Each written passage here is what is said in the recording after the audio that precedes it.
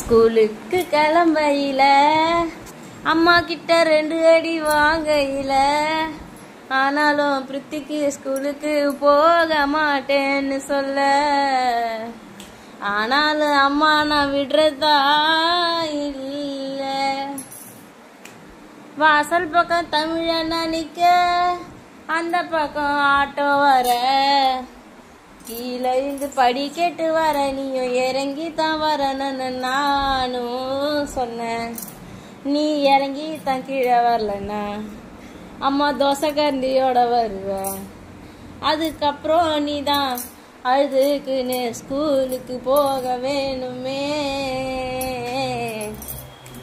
திமுரு பிடிச்சவனே, கொஞ்சம் கீழே இறங்கி கிளம்பணுமே. நீ கிளம்பலனா உன்னை களை ஒற்றி உக்கார வச்சிடுவேன்.